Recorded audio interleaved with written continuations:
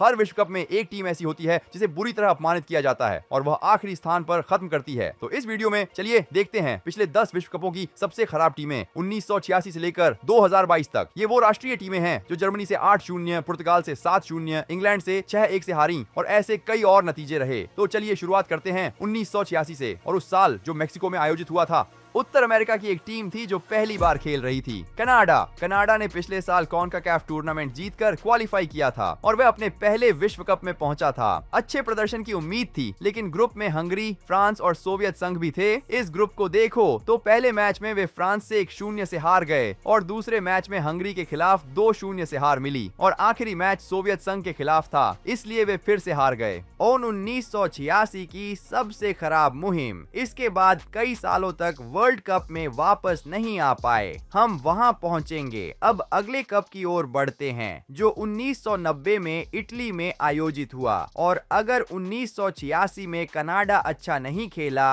अब 1990 में अमेरिका ने तीनों मैच हार गए। लेकिन वे सबसे खराब नहीं थे। उस साल एक ऐसी टीम थी जो अपने इतिहास में केवल एक ही बार विश्व कप खेल रही थी, संयुक्त अरब अमीरात। ये टीम उस देश से है जहां दुबई और अब्बू धाबी हैं और इसे दिग्गज कोचों ने प्रशिक्षित किया था। उन्होंने पहले जगालो और फिर परेरा की कोचिंग में क्वालिफाई किया, वही कोच जो अगला विश्व कप जीतने वाला था। तो ड्रॉ में संयुक्त अरब अमीरात को जर्मनी, यूगोस्लाविया और कोलंबिया के साथ एक ग्रुप में रखा गया। ये बहुत मुश्किल होने वाला था, लेकिन एक सरप्राइज संभव था। हालांकि वह उम्मीद बहुत जल्दी खत्म हो गई, क्योंकि पहले मैच में वे कोलंबिया से 2-0 से हार गए। वही मैच कुछ अंक हासिल करने का मौका था, लेकिन सब कुछ वहीं खत्म हो गया। फिर अगले मुकाबले में जर्मनी के खिलाफ उनके पास कोई मौका नहीं था। उन्हें 5-1 की करारी हार झेलनी पड़ी। इसके बाद वे लगभग बाहर हो चुके थे और आखिरी मैच में यूगोस्लाविया के खिलाफ फिर एक बड़ी हार मिली, 4-1। संयुक्त अरब अमीरात ने विश्व कप को सिर्फ 2 गोल किए और 11 गोल खाए हुए छोड़ दिया। गोल अंतर -9 रहा। ये बहुत खराब था, लेकिन इस वीडियो में हम इससे भी बदतर राष्ट्रीय टीमें देखने वाले हैं। तो अब चलते हैं अगले विश्व कप की ओर। 1994 का संस्करण जो संयुक्त राज्य अमेरिका में आयोजित हुआ था। इस बार अमेरिका ने कहीं बेहतर प्रदर्शन किया और अंतिम 16 में पहुंचा। और उसी साल एक देश ऐसा भी था जो पहली बार खेल रहा था, ग्रीस ने पहले कभी भाग नहीं लिया था, लेकिन अनुभवी कोच अल्केटास के साथ क्वालिफाई किया। यह किसी बड़े नामों वाली टीम नहीं थी, सभी खिलाड़ी ग्रीस में ही खेलते थे।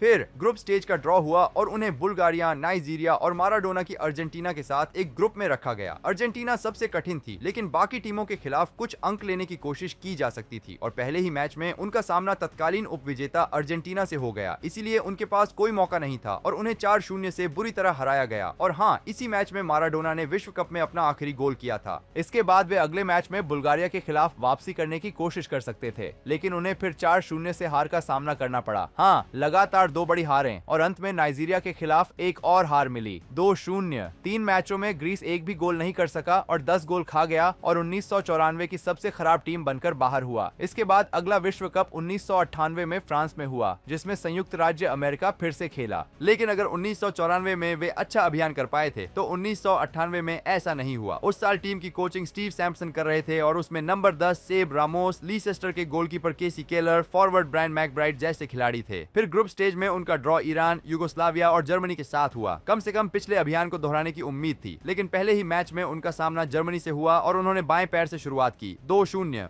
अगर वे अगला मैच हार जाते तो वे बाहर हो जाते और प्रतिद्वंद्वी था ईरान। उस समय फुटबॉल के बाहर दोनों देशों के बीच तनाव काफी ज्यादा था, इसीलिए शांति के एक संकेत के तौर पर गुलाबों का आदान प्रदान हुआ। लेकिन मैदान पर ईरान ही जीत कर निकला, 2-1 से जीत हासिल करते हुए। संयुक्त राज्य अमेरिका बाहर हो गया। फिर आखिरी मैच में यूगोस्लाविया के खिलाफ उन्हें तीसरी बार हार झेलनी पड़ी। 3 मैचों में उन्होंने सभी मुकाबले गंवाए और गोल अंतर -4 रहा। ग्रीस जितना खराब नहीं था, लेकिन 1998 का सचमुच सबसे खराब अभियान रहा। लेकिन देखिए, उस खराब प्रदर्शन के बाद 2002 के अगले विश्व कप में संयुक्त राज्य अमेरिका क्वार्टर फाइनल तक पहुंच गया। उन्होंने सचमुच जबरदस्त वापसी की और उस साल जो दक्षिण कोरिया और जापान में आयोजित हुआ था, सबसे खराब टीम ने विश्व कप इतिहास की सबसे बड़ी हारों में से एक झेली। उस देश को आयरलैंड, कैमरून और जर्मनी के साथ एक ग्रुप में रखा गया था। सऊदी अरब, सऊदी टीम पहले भी क्वालिफाई कर चुकी थी, अनुभव हासिल कर रही थी और कम से कम कुछ अंक लेने की कोशिश करने के लिए सब कुछ मौजूद था। लेकिन शुरुआत बेहद कठिन रही, क्योंकि पहले ही मुकाबले में प्रतिद्वंद्वी कोई और नहीं बल्कि जर्मनी था और यह मैच इतिहास में दर्ज हो गया।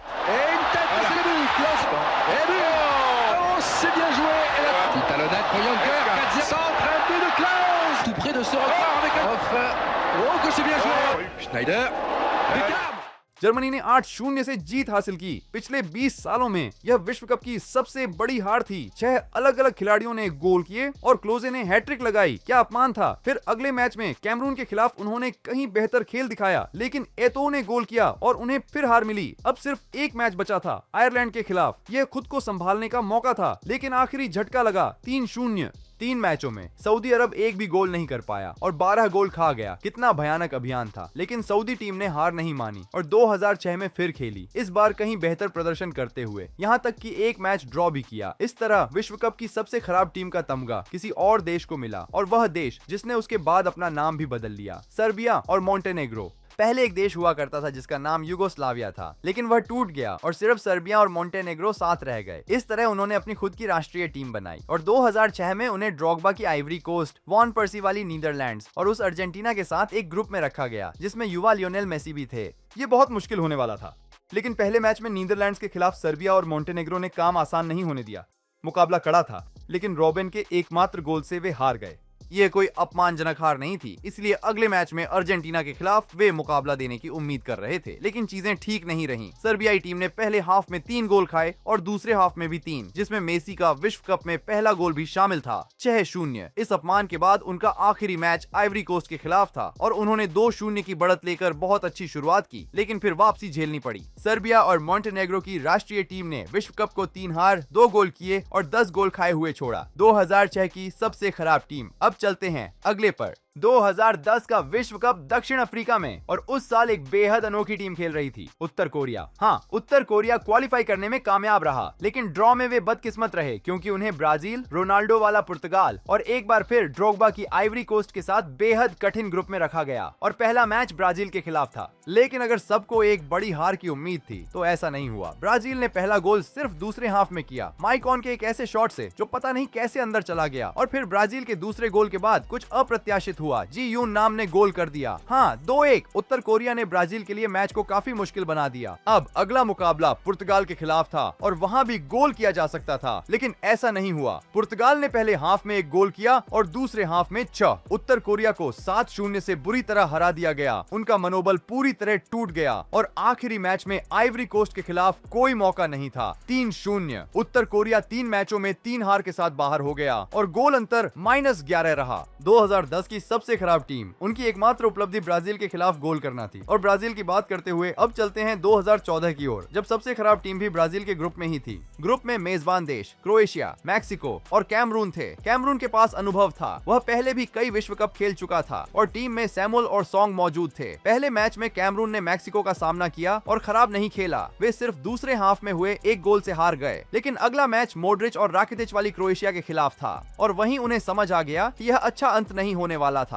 कैमरून ने पहले हाफ में 1 गोल और दूसरे हाफ में 3 गोल खाए। अंतिम स्कोर 4-0। अब सामना करना था सिर्फ एक और टीम से, मेजबान ब्राजील। नेमार ने पहला गोल किया, फिर कैमरून ने चौंकाते हुए बराबरी कर दी, लेकिन थोड़ी ही देर बाद नेमार ने फिर गोल किया। 4-0 और दूसरे हाफ में ब्राजील ने बढ़त और बढ़ा दी, 4-1। 3 मैचों में कैमरून ने 9 गोल खाए और सिर्फ 1 ही गोल किया। इस तरह 2014 का सबसे खराब अभियान रहा और इसके बाद कैमरून अगले विश्व कप के लिए क्वालिफाई नहीं कर पाया। इसलिए सबसे खराब टीम होने का तमगा किसी और देश को मिला।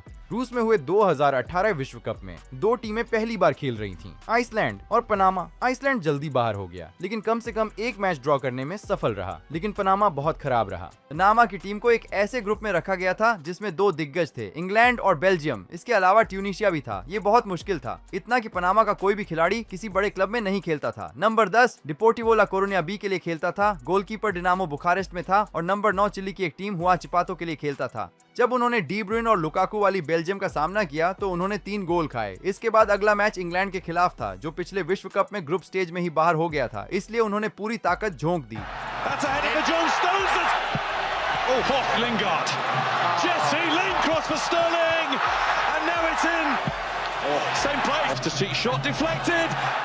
आखिर में पनामा ने एक सांत्वना गोल किया। अंतिम स्कोर 6-1। ये उस विश्व कप की सबसे बड़ी हार थी, एक सच्चा अपमान। पहले ही बाहर हो चुके पनामा ने फिर दूसरी एलिमिनेटेड टीम ट्यूनीशिया का सामना किया। पनामा ने पहले गोल किया, लेकिन बाद में वापसी झेलनी पड़ी और फिर से हार गए। 3 मैचों में पनामा ने सिर्फ 2 गोल किए और 11 गोल खाए। गोल अंतर -9 रहा। इतनी सारी खराब टीमों के बाद अब हम आखिरकार 2022 विश्व कप तक पहुंचते हैं, और अगर किसी टीम ने इस टूर्नामेंट के लिए खुद को तैयार किया था तो वह मेजबान टीम कतर थी। कतर अपने घर में खराब प्रदर्शन नहीं करना चाहता था और उसने प्रतियोगिता के लिए खूब तैयारी की। वे 2019 एशियन कप के चैंपियन बने और 2019 कोपा अमेरिका में मेहमान के रूप में खेले। इसके बाद 2021 में उन्होंने फीफा अरब कप में तीसरा स्थान हासिल किया और कोंकाकाफ गोल्ड कप के सेमीफाइनल तक पहुंचे। वे बहुत अच्छा कर रहे थे और अपने ही देश में चमकना चाहते थे। इसलिए जब विश्व कप आखिरकार शुरू हुआ तो उन्हें इक्वाडोर, सेनेगल और नीदरलैंड्स के साथ एक ग्रुप में रखा गया। मेजबान टीम आत्मविश्वास से भरी हुई थी, लेकिन उद्घाटन मैच में इक्वाडोर के खिलाफ उन्होंने पहले ही मिनट में पेनल्टी से एक गोल खा लिया और पहले हाफ में एक और 2-0। कतर एक भी शॉट ऑन टारगेट नहीं लगा सका। अब क्वालिफिकेशन का फैसला अगले मैच में सेनेगल के खिलाफ होना था, तो उन्होंने पूरी ताकत झोंक दी। लेकिन पहले हाफ में डिया ने गोल किया और दूसरे हाफ में डीड्यू ने। इसके बाद मेजबान टीम ने एक गोल लौटाया, लेकिन सेनेगल ने फिर से स्कोर किया। 3-1। कतर आधिकारिक रूप से बाहर हो गया और आखिरी मैच में नीदरलैंड्स के खिलाफ उन्हें 2-0 से हार झेलनी पड़ी। कतर ने अपना विश्व कप सफर तीनों मैच हारकर खत्म किया, सिर्फ एक गोल किया और 7 गोल खाए। सबसे खराब टीम मेजबान ही रही। एक और टीम जिसने अपने तीनों मैच गंवाए वह कनाडा भी था। उन्होंने 7 गोल खाए और 2 गोल किए, कतर से सिर्फ एक ज्यादा। ये उनके लिए एक बड़ी निराशा थी। तो अगर आपको ये वीडियो पसंद आया तो मेरे दूसरे वीडियो भी देखिए, मुझे लगता है कि आपको वे भी पसंद आएंगे। धन्यवाद और अलविदा।